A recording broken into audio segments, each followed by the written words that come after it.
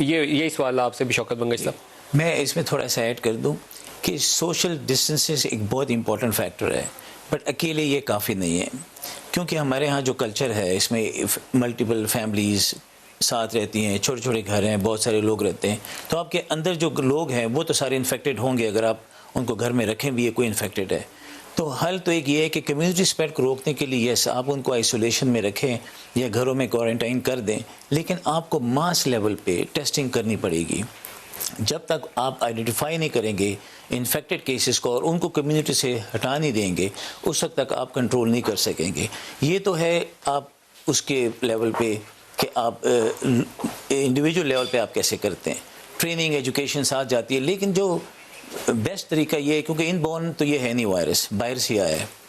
Border जब तक seal नहीं होंगे, लैंड सी एयर, जब तक आप उसको कम्प्लीटली वो नहीं कर देंगे और उस वहाँ पे आपके प्रॉपर इंतजाम ना हो कि जो भी इनकमिंग फ़्लाइट्स आती हैं वहाँ पे लोगों को प्रॉपर टेस्टिंग हो या एक सर्टिफिकेट बाहर से लेकर आए टेस्ट किया हुआ, जब तक आप वहाँ से लोगों का इन्फ्लक्स को नहीं रोकेंगे, फिर सोशल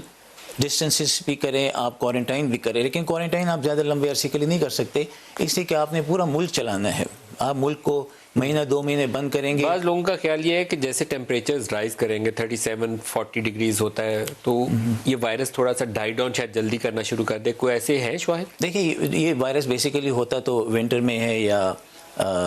स्प्रिंग में ज़्यादातर। ये ड्रॉपलेट इन्फेक्शन जितने भी हैं ना, ये सर्दियों के तोहफे हैं बेसिकली, जितने भी इन्फेक्शंस हैं।